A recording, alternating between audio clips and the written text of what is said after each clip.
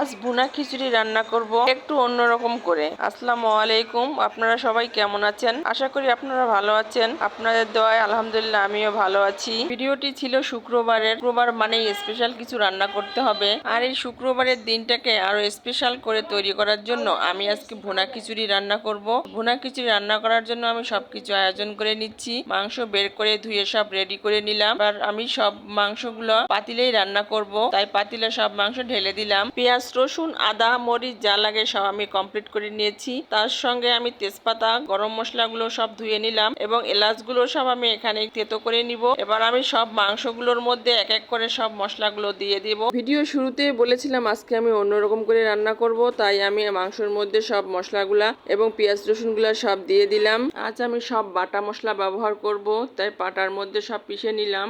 আদা, রসুন ও জিরা বাটা দিয়ে দিলাম। এবার আমি লবণ দিয়ে দিব, তারপর হলুদ দিলাম, তারপর আমি শুকনো মরিচ দিয়ে দিব, মরিচের গুঁড়া, তারপর তেল দিয়ে দিলাম। এবার আমি মাংসটা সুন্দর করে হাত দিয়ে মাখাবো। মাংসটা মাখিয়ে নেওয়ার পরে এবার চুলায় আমি উঠিয়ে দিলাম। মাঝারি হিটে আমি চুলার মধ্যে মাংসটা উঠিয়ে দিলাম। এদিকে মাংসটা হোক, আমি ওইদিকে খিচুড়ির জন্য চাল ডাল সব রেডি করব। তাই মাংসটা আস্তে আস্তে আমি কষিয়ে নিচ্ছি। অল্প অল্প করে পানি দেব এবং মাংসটা সুন্দর করে কষাবো। মাংসটার একটা সুন্দর ঘ্রাণ বের হয়েছে, যা দেখলেই খেতে ইচ্ছা করে। এদিকে আমি চাল ডাল সব রেডি করে নিলাম। ডালগুলা সুন্দর করে ধুলাম, ডালগুলা সুন্দর করে ধুয়ে রেডি করে নিলাম। খিচুড়ির জন্য সব মশলাও রেডি করে নিচ্ছি। আমি 1 কেজি চালের জন্য 1.5 কেজি মাংস রান্না করতে দিয়েছি, তো আমি হাফ কেজি মাংস এখন উঠাই নিব, তাই আমি হাফ কেজি মাংস উঠাই নিলাম। এবার ব্যতিক্রম বলতে মাংসের মধ্যে আমি সরিষার তেল দিয়ে দিলাম এবং খিচুড়ির পেঁয়াজ রসুন গুলা যা আছে সবই দিয়ে দিলাম চালের জন্য। দিয়ে আমি ওই কষানো মাংসের মধ্যে চাল ঢেলে দিব।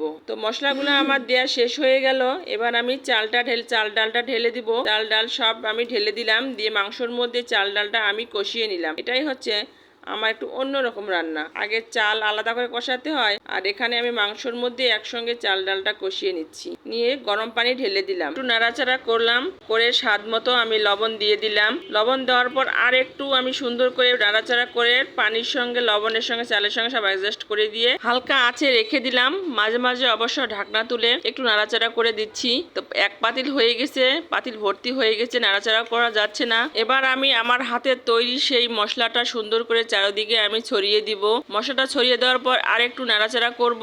তো এবার রেডি হয়ে গেল আমার ভুনা খিচুড়ি। সুন্দর হয়েছে খিচুড়িটা, দেখতে জাস্ট ওয়াও লাগছে। এবার আমি খাওয়ার জন্য গামলায় বেড়ে নিলাম। পরিবেশনের জন্য খিচুড়ির সঙ্গে লেবু এবং আচার দিয়ে দিলাম। আমের আচার আমার হাতের তৈরি। তো আচার দিয়ে খিচুড়ি খেতে খুবই টেস্ট লাগে। আমার এই খিচুড়ির ভিডিওটি যারা এতক্ষণ ধরে দেখলেন অসংখ্য ধন্যবাদ তাদেরকে। আপনারা সবাই ভালো থাকেন, সুস্থ থাকেন এই কামনায়। আল্লাহ হাফেজ। আসসালামু আলাইকুম।